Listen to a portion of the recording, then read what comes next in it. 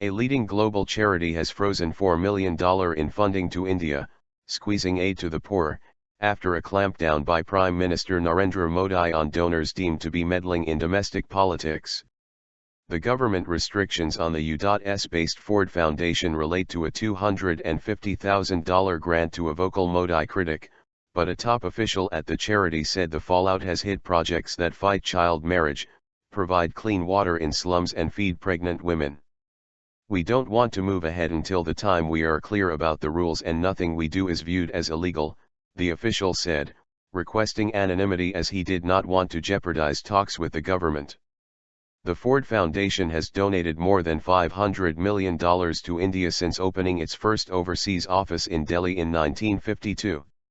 Its headquarters in New York did not respond to requests for comment about the decision to hold back funds. India has toughened rules governing charities, raising concern in Washington, and this year the government cancelled the registration of nearly 9,000 groups for failing to declare details of overseas donations. Modi's government has accused foreign charities of trying to hamper industrial projects on social and environmental grounds, and he has criticized what he called five-star activists.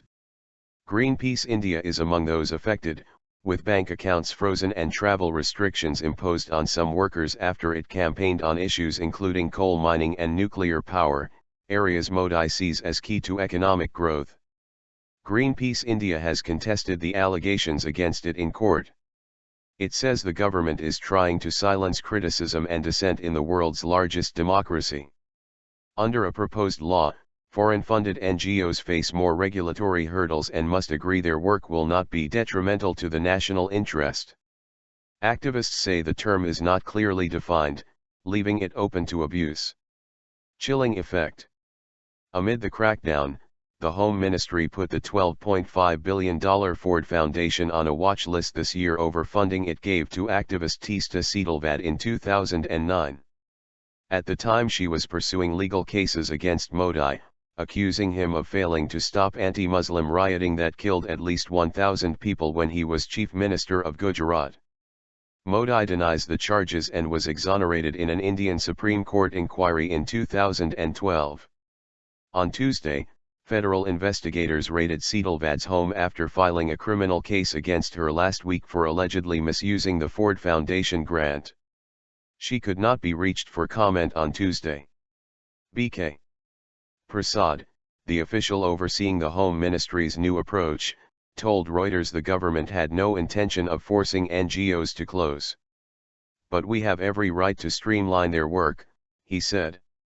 "This attitude that nobody can question influential foreign donors must be put to an end." U.S. Ambassador Richard Verma has said the United States was in dialogue with India on the matter, and he warned that the tougher approach may have a chilling effect on civil society and democratic traditions. There are signs that may be happening already. At a meeting in New Delhi a week ago, the Ford Foundation told groups it funds to avoid words like governance, advocacy or human rights in reports and proposals, said a person who attended. Among NGOs hit by the Ford Foundation's funding freeze is the Joint Women's Program, which campaigns for the empowerment of women and children. Last year, Ford Foundation accounts show it gave $30,000 to the NGO, run by a 77-year-old retired professor of English, that helped set up a computer training center and hire 3 teachers for 160 children in a slum near Delhi.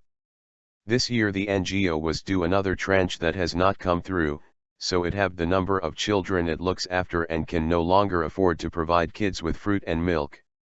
"I have told the parents there is a possibility we have to close down," said Jyotsna Chatterjee, director of the organization.